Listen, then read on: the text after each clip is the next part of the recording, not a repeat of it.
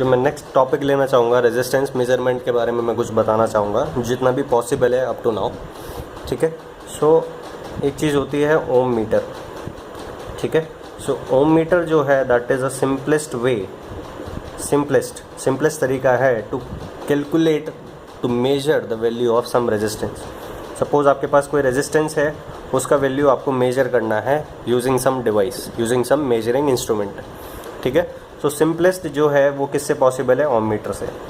ठीक है, बट मेरे को एक्यूरेट मेजरमेंट अगर चाहिए, accurate, then that is possible using Wheatstone bridge. ठीक है, सो ये जो व्हीटस्टोन ब्रिज है ये किसने इन्वेंट किया था? The bridge was invented by Charles Wheatstone. ठीक है, तो उसी के नाम पे ये इसका नाम पड़ा है व्हीटस्टोन ब्रिज। ठीक है, ये एक ब्रिटिश प्रोफेसर था, उसने टेलीग्राफ भी इन्वेंट किया था। सो इसने क्या किया था, आप इस तरह से देखें, मैं बनाता हूँ। सो इस तरह का अरेंजमेंट है। उससे पहले मैं आपको एक चीज़ बताना चाहूँगा कि ओम मीटर जो है, मैंने आपको क्या बोला, दैट इज़ अ सिंपलेस्ट। और ओम मीटर से आप लो रेंज ऑफ रेजिस्टेंस या फिर मिड रेंज या फिर हाई रेंज, कोई भी रेंज के रेजिस्टेंस आप मेजर कर सकते हैं। बट व्हीटस्टोन ब्रिज से आप ओनली मिड रेंज के जो रेजिस्टेंस है वो ही मेजर कर सकते हैं। ठीक है, so Wheatstone bridge is preferred to measure resistance in the mid range. So ये मिड रेंज के लिए बेसिकली यूज़ करते हैं। एंड मिड रेंज कितना कहलाया जाता है, 1 ओम से लेके 1 मेगा ओम्स तक। ठीक है, अगर रेजिस्टेंस का वैल्यू इतना है तो आप व्हीटस्टोन ब्रिज से मेजर कर सकते हैं। ठीक है, very low value of resistance, अगर बहुत ही कम वैल्यू है रेजिस्टेंस का, देन मिली ओम मीटर करके एक चीज़ होती है, उससे मेजर करते हैं। ठीक है, and very high values of resistance है, अगर रेजिस्टेंस बहुत ज़्यादा हाई वैल्यू का है तो वो किससे मेजर करते हैं, मीगर, MEGGER, मेगर टेस्टर। ठीक है, ये सब आप मेजरमेंट में पढ़ेंगे, बट अभी जो भी पॉसिबल है नेटवर्क्स में जो बताना, वो मैं आपको बताता हूँ। से बेसिकली क्या होता है कि ये आपको पता है, ये आपको रेजिस्टेंस पता है। ठीक है, RX आपको निकालना है। ठीक है, सो करना क्या होता है कि ये एक रियोस्टेट टाइप का अरेंजमेंट है। आप यहाँ पे रियोस्टेट में रेजिस्टेंस को वेरी करोगे, और ये एक क्या होता है, एक एमीटर टाइप का समझ लो। ठीक है, सो जब तक इसमें करंट फ्लो करेगा तब तक इसमें डिफ्लेक्शन होगा। ठीक है, सो ये एमीटर नहीं होता बेसिकली, इसको गैल्वेनोमीटर होता है। ठीक है, सो इसको बोलते हैं गैल्वेनोमीटर। ठीक है, सो ये जो वेरिएबल रेजिस्टेंस है इसको आप एडजस्ट करते हो। ठीक है, the variable resistance is adjusted until no current flow through the galvanometer, which is essentially a d'Arsonval movement। ठीक है, ये क्या होता है ये आपको पता लग जाएगा। बेसिकली जब भी इसमें करंट फ्लो करेगी तो मूवमेंट होगा, करंट नहीं फ्लो करेगी तो मूवमेंट नहीं होगा। ठीक है, so this is essentially a d'Arsonval movement operating as a sensitive current indicating device. This is a sensitive current indicating device, बहुत सेंसिटिव होता है। ठीक है, किसके लिए, करंट्स के लिए। ठीक है, नाउ जैसे ही करंट्स इसमें ज़ीरो होगा, ठीक है, जैसे ही करंट ज़ीरो होगा कोई डिफ्लेक्शन नहीं होगा। सो आप रेजिस्टेंस को वेरी करते रहोगे तो इसमें करंट जो होगा वो ज़ीरो हो गया। ठीक है, नाउ इसमें करंट ज़ीरो हो गया तो इधर से भी करंट ज़ीरो होगा। सो बेसिकली यहाँ करंट ज़ीरो हो गया, आपने रेजिस्टेंस को एडजस्ट करके सेट कर दिया। ठीक है, so suppose that resistance value is R2।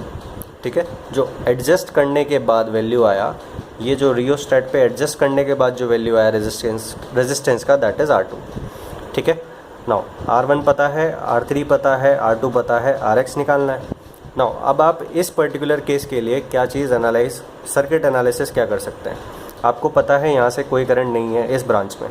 ठीक है, दैट मीन्स यहाँ से कुछ करंट आएगा और वो दो पाथ में डिवाइड होगा। सपोज़ यहाँ I1 करंट आया और यहाँ I2 करंट फ्लो करा। ठीक है, नाउ I1 में से यहाँ कुछ भी डिवाइड नहीं हुआ, सो सारा करंट यहाँ I1 आएगा, और यहाँ I2 में से कोई भी पार्ट इधर नहीं गया, सो सारा करंट I2 इधर आएगा। ठीक है, सो दैट मीन्स ये कम्प्लीटली सीरीज़ ब्रांच की तरह बिहेव करेगा, और ये कम्प्लीटली सीरीज़ ब्रांच की तरह बिहेव करेगा। और जब भी यहाँ ज़ीरो करंट होती है, यहाँ ज़ीरो मूवमेंट होगा, तो bridge is set to be balanced. ठीक है, सो ध्यान रखना, बैलेंस कंडीशन कौन सी होती है, जब गैल्वेनोमीटर में कोई मूवमेंट नहीं होगा। ठीक है, नाउ सो ये किस तरह बिहेव करेगा, सीरीज़ रेजिस्टेंसेस की तरह बिहेव करेंगे, एंड ये किस तरह बिहेव करेगा, ये भी सीरीज़ रेजिस्टेंसेस की तरह बिहेव करेंगे। सो इसको मैं रब कर देता हूँ, ठीक है, अभी फ़िलहाल के लिए। नाउ इसके अक्रॉस जो वोल्टेज है suppose that is V1 and इसके अक्रॉस जो वोल्टेज है दैट इज़ सपोज V2, ठीक है। नाउ V1 का कुछ पार्ट इसके अक्रॉस आएगा, V का कुछ पार्ट इसके अक्रॉस आएगा, और वो सीरीज़ वोल्टेज डिवीजन से निकाल सकते हैं because these resistors are in series, ठीक है। दोनों रेजिस्टर में सेम करंट फ्लो कर रहा है तो रेजिस्टर्स आर इन सीरीज़। सो इसलिए आप इस वोल्टेज का कितना पार्ट इसके अक्रॉस आएगा वो आप वोल्टेज डिवीजन से निकाल सकते हैं।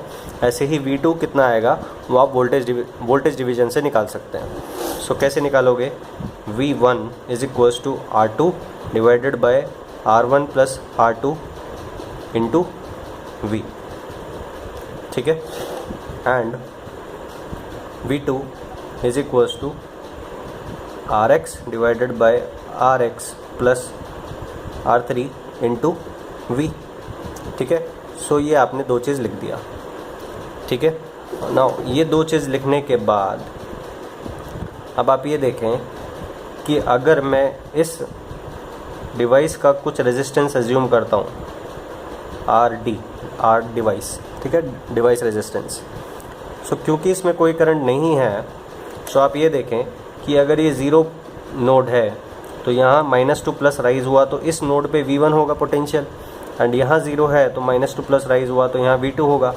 नाउ इस तरह से आप देखें कि ये जो डिवाइस है इसके इस नोड पे V1 पोटेंशियल है, इस नोड पे V2 पोटेंशियल है, करंट ज़ीरो है, that means V1 is equals to V2 होना चाहिए, ठीक है। That means V1 is equals to V2 होना चाहिए, ठीक है, and V1 is equals to V2 means this, ठीक है। सो यहाँ से आप निकालोगे, सो ये कैंसिल आउट हो जाएगा, ठीक है, एंड क्रॉस मल्टीप्लिकेशन अगर आप करोगे देन आपको मिलेगा this into this, that means R1 into RX, ये जो क्रॉस में रेजिस्टेंसेज है, is equals to R3 into R2। ये आपको पता है, ये आपको पता है, ये आपको पता है, दैट मीन्स RX जो अननोन वैल्यू ऑफ रेजिस्टेंस है वो आप कैलकुलेट कर सकते हैं R3 into R2 divided by R1, ठीक है। सो इस तरह से आप अननोन वैल्यू ऑफ रेजिस्टेंस निकाल सकते हैं। सो उसके लिए क्या करना है, आपको बस इसको एक वेरिएबल रेजिस्टेंस लेना है, एडजस्ट करना है सो दैट जब करंट मूवमेंट, इसमें कोई करंट ना हो, दैट मीन्स मूवमेंट ज़ीरो हो, और मूवमेंट ज़ीरो होने का मतलब आपने एनालिसिस किया। ये एनालिसिस आपको नहीं पता होना चाहिए, कोई दिक्कत नहीं है, ठीक है, बस आपको ये पता होना चाहिए that when bridge is balanced no current flow through the galvanometer, ठीक है, that means bridge is balanced and under balanced condition the product cross product is equal, R1 into RX is equals to R3 into R2। ये आपको पता होना चाहिए बस, ठीक है।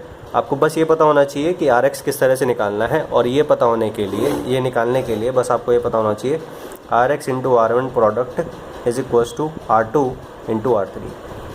R1 आपको दिया होगा, R2 दिया होगा, R3 दिया होगा, RX निकाल सकते हैं, ठीक है। सो ये एनालिसिस आप जो मैंने करके दिखाया वो आपको पता होना चाहिए या नहीं होना चाहिए वो आप देख लें। अगर बेसिकली वो प्रूफ बोलता है आपको व्हीटस्टोन ब्रिज के लिए तो ये पता होना चाहिए। फॉर एग्जांपल ये चीज़ अगर वो प्रूफ करने के लिए IES कन्वेंशनल में बोलता है तो ये आपको पता होना चाहिए, और अगर ऑब्जेक्टिव पर्पस से देखना है तो ऑब्जेक्टिव पर्पस के लिए ये काफ़ी है, ठीक है, ये पता होना काफ़ी है। सो ये आपका व्हीटस्टोन ब्रिज हो गया। नाउ ये तो तब की बात हो गई कि जब भैया ये जो ब्रिज है ये बैलेंस्ड है तो इसमें करंट जो होगा दैट इज़ ज़ीरो। नाउ मैं चाहता हूँ कि जब ब्रिज बैलेंस्ड नहीं है, जब ये ब्रिज बैलेंस्ड नहीं है that means this into this product is not equals to this into this, तब क्या होगा, तब ये करंट कितना होगा ये मैं निकालना चाहता हूँ। इस गैल्वेनोमीटर में कितना करंट फ्लो करेगा। सो किसी भी ब्रांच में करंट निकालने के लिए आपको क्या करना होता है, मैंने आपको बताया था कि आप थेवेनिन इक्विवेलेंट बनाओ इन दोनों टर्मिनल्स के रेस्पेक्ट में। सो इन दोनों टर्मिनल्स के रेस्पेक्ट में आपको जो वोल्टेज मिलेगा VOC that is VTH, and in दोनों टर्मिनल्स के रेस्पेक्ट में आपको जो रेजिस्टेंस दिखाई देगा दैट इज़ RTH। सो आप सर्किट बनाएं, आप एनालिसिस करें, आपको करंट मिल जाएगा, ठीक है।